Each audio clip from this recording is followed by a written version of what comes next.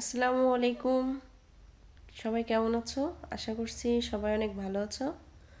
তো আজকে আমরা চলে যাব হচ্ছে 2.2 এবং সেট ফাংশন। এখানে ডোমেন ও রেঞ্জ নির্ণয়, এটা হচ্ছে তোমার যদি সেট ফাংশনের গণিত পড়ে তাহলে এটা থাকেই।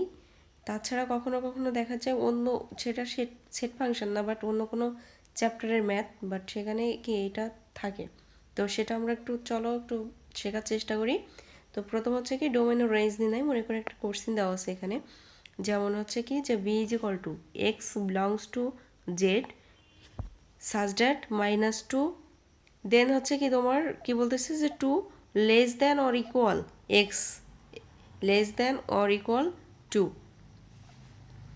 তো এটা হলে কি R is equal to X Y, যেন, বা এটাকে সাজডাট বলে অনেকে, বাংলায় বললে যেন বলবা, এবং হচ্ছে কি তুমি এমনি বলতে পারো হচ্ছে কি such that X belongs to B Y belongs to B, এবং Y is equal to minus two X is equal to zero. তো সেক্ষেত্রে দেখো যে এখানে যে বি এর যে বি যেটা আর কি, তো এক্স এর মান অর্থাৎ এক্স এর তুমি যে উপাদানগুলো পাবা সেগুলো অবশ্যই কি হইতে হবে বি এর উপাদান। অর্থাৎ এক্স এর যে মানগুলো তুমি ধরবা সেই বি এর উপাদানগুলোই তোমাকে এক্স এর মান হিসেবে ধরতে হবে। এবং ওয়াই বিলংস টু বি, অর্থাৎ তুমি এখানে ওয়াই এর যে মানগুলো পাবা সেগুলো কি বি এর উপাদান হতে হবে। এবং এখানে শর্ত আছে কি Y minus two X is equal to two. তো এই 190টিকে তালিকা পদ্ধতিতে প্রকাশ করে এর ডোমেন ও রেঞ্জ নির্ণয় করো। তো প্রথমে দেখো আমাদের কি বলতেছে যে যেটা দেওয়া আছে সেটা তুমি দেখে লিখে নিবা, যে দেওয়া আছে বি ইজ ইকুয়াল টু, এবং এইখানে এটার মিনিং কি, আমরা এই যে জেড জেড হচ্ছে কি, এটা হচ্ছে কি সকল ধনাত্মক পূর্ণ সংখ্যার, সরি ভুল হচ্ছে, এটা হচ্ছে সকল পূর্ণ সংখ্যার সেট। এটা হচ্ছে সকল পূর্ণ সংখ্যার সেট জেড দ্বারা বোঝায়।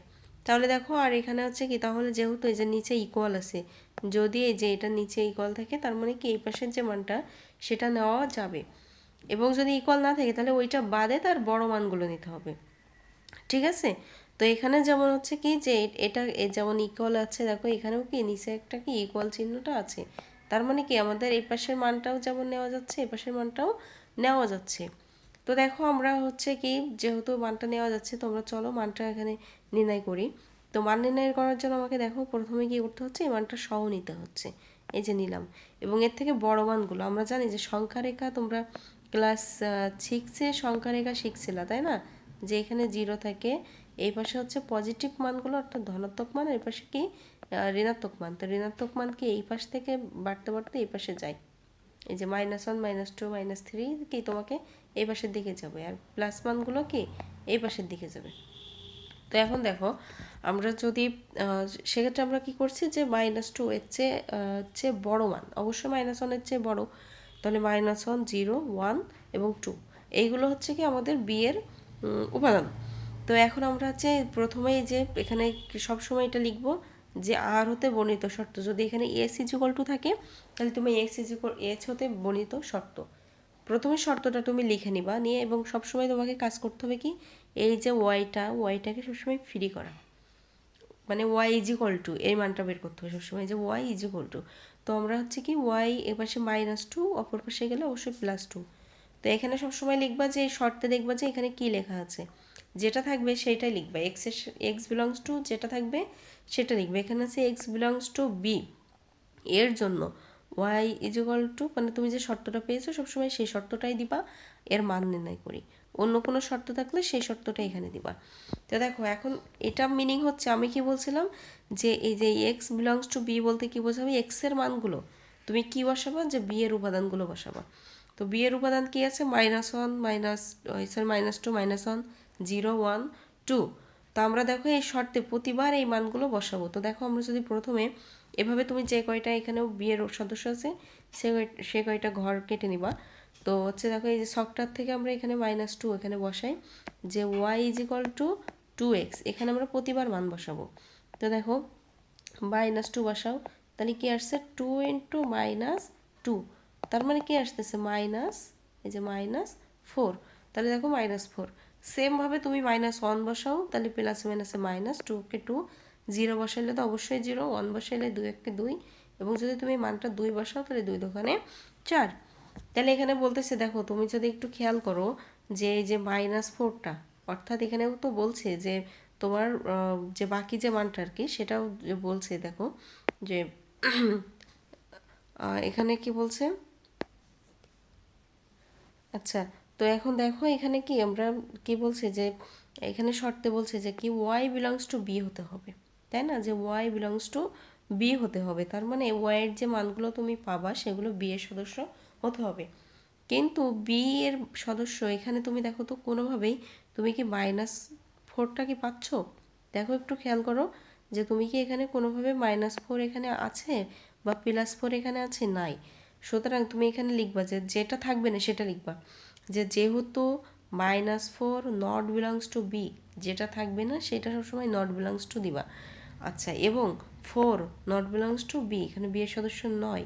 সুতরাং এটা যেহেতু সদস্য নয়, সেহেতু ক্রোমোজোরের নিয়ম অনুসারে এই টোটাল যে ক্রোমোজোর এইটাই কে থাকবে না। সুতরাং কি -2 -4 নট বিলংস টু আর, এবং এই যে 2,4 এটা হচ্ছে নট বিলংস টু আর, এরাও কি আর এর সদস্য হবে না।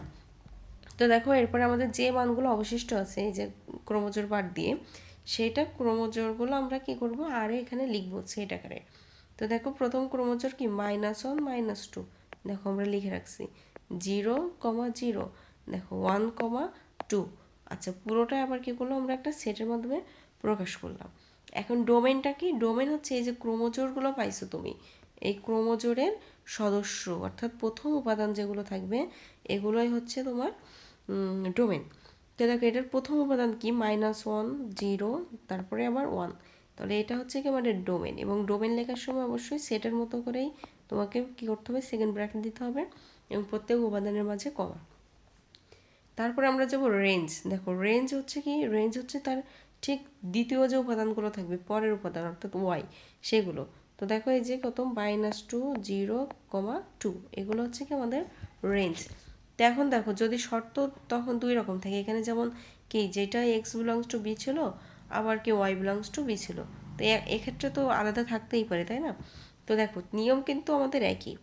তো বলতেছে কি যে এ ইজ ইকুয়াল টু একটা মান, বি ইজ ইকুয়াল টু মান দেওয়া আছে, এবং আর এখানে দেখো আর এর একটা কি মান দেওয়া আছে, আর শর্ত দেওয়া আছে কি Y is equal two x-2।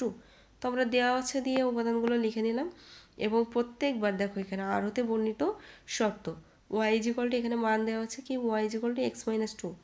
এখানে যেহেতু ওয়াইটা তোমার কি এপাশে ওয়াই ইজ ইকুয়াল টু আসেই, সুতরাং আর কি কোনো বিশ্লেষণ করার বা পরিবর্তন করার কোনো প্রয়োজন নাই। তো এখন দেখো এখানে আমাদের শর্ত দেখো কি বলছিল, শর্ত বলছিল X belongs to A, Y belongs to B. তার মানে এই যে এক্স এর যে মানগুলো তুমি নিবা সেগুলো এই যে এ এর উপাদানগুলোই তোমাকে এখানে বসাতে হবে। দেখো আমরা সেম বসিয়েছি এখানে, এই যে 2 3 5 7, এবং আমরা পরে যে ওয়াই যেটা পাবো সেটা যেন ওয়াই এর মানগুলো যদি বি এর সদস্য হয় তাহলে সেটা নেওয়া যাবে। তো এখন দেখো সেমভাবে আমরা এখানে লিখে নেব যে এক্স এর সবসময় আমরা কি বলছি, এখানে কিন্তু কথাটা সেম হবে, যে এক্স এর মানটা যে বিলংস টু থাকবে সেটা তুমি লিখে নিবা। এখানে এক্স বিলংস টু এ আছে, আমরা এক্স বিলংস টু এ লিখছি। যদি এক্স বিলংস টু বি থাকতো তাহলে এখানে বি লিখতাম। তাহলে এর জন্য কি বলছে, এখানে শর্ত লিখবা, এর মান নির্ণয় করি।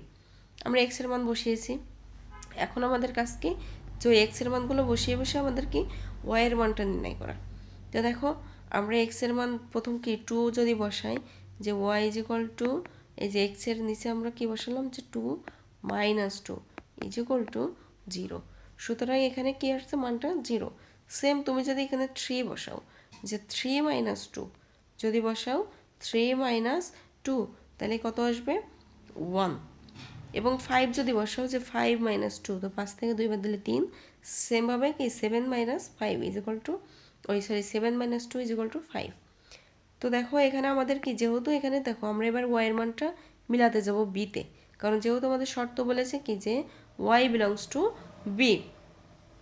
আচ্ছা, যেহেতু শর্ত বলছে যে ওয়াই বিলংস টু বি, মানে ওয়াই যে সদস্য হবে সেগুলো সব যেন কি বি এর উপাদান হয়। তো দেখো ওয়াই এর মানগুলো দেখো আমরা এখানে দেখি যে 0, দেখো তো বিতে 0 আছে, সুতরাং নেওয়া যাচ্ছে।